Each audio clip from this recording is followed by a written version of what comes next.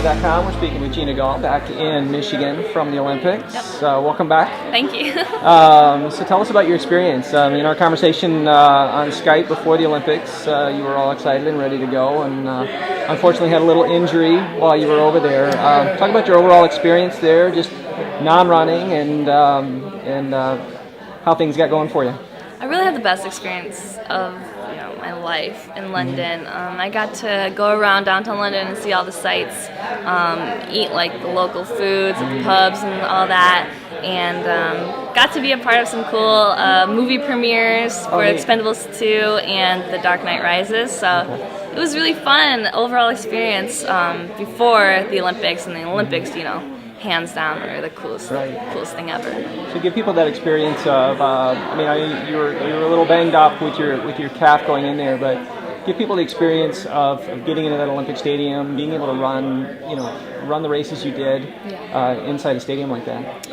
Oh, man. Obviously coming from high school at Grand Blanc and U of M, not quite the same thing. So. Not quite the same stadiums and energy, but the Olympics was amazing, honestly. Going into the stadium with the other women in the 800 meters and just walking out on the track and hearing people chant USA and say, "Go Geena," people I don't even know. It was just so cool, and it was just made me really excited and took away all my nerves before I went on the line and raced that first round. So tell us about that first round, and obviously you ran a time good enough to get into the semis, but how were you feeling in that first round? I wasn't sure how my calf was going to hold up.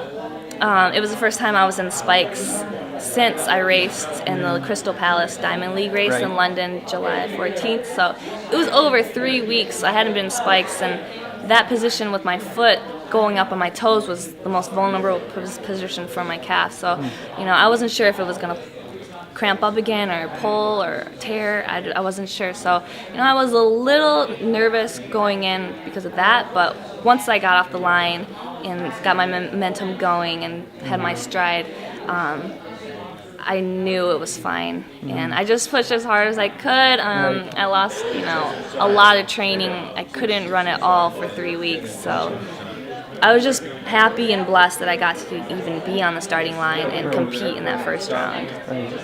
So that at the Crystal Palace meet you ran, I remember, 2:05? 2:01. 2:01, I'm sorry. Yeah. I was fifth place in that race. Fifth place. And then going into the first round there and then getting to the semis. So that semis for you, how did that feel for you, knowing that you were a little iffy with your calf, but obviously excited and wanting to do all you could to move on to the finals? Yeah, I was just blessed to get to that second round. I was the last time qualifier out of the prelims, and I didn't even think I thought I made it to the semi until my coaches told me back in the warm-up track. So I was really excited to get to compete a second time in that Olympic stadium. The energy was just insane, over 60,000 people cheering you on. And it was right before the men's 800 finals, so, the stands were packed, and I was just really excited to be there. I knew I wasn't going to be able to make the final based on the times that the women in the two previous rounds were running, around 1:58. I couldn't even run faster than 2:03 in the prelims, so I was like, you know what, I'm just going to give it my all this first 400 meters and lead it in the front as long as I could, and that's what I did. I got up really hard and I led that. There was one girl in front of me by 10 meters, but I didn't pay any attention to her. I was more concerned about Maria Savinova behind me, so I just led as long as I could that first 400 meters, and I think I went through the 400 around 58, which was pretty good for not being able to run. Yeah, it looked like the first 400. It was right about what you said was your comfortable. Normal, yeah. I felt like myself until I hit around 450, and that's when I hit a wall.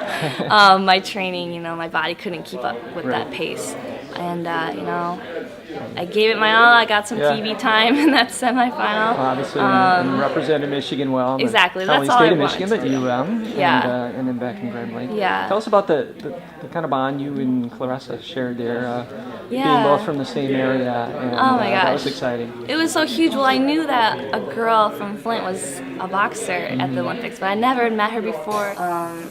I knew she was 17 years old, and I was like, oh my gosh, this girl is so young and she's so talented. And I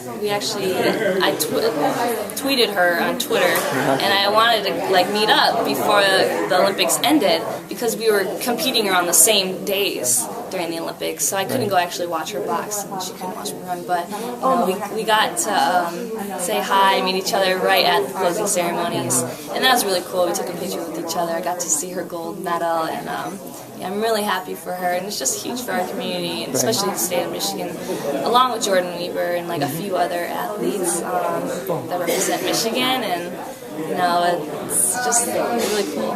So real quick, you're pretty much healed up with your calf. So after the Crim, after running the Michigan Mile this weekend at Crim, what's the rest of the summer looking like for you? Nothing really. Just hanging out, relaxing, taking a much-needed break, and just getting my body and my mind mentally ready for next year in Moscow, the World Championships in Russia.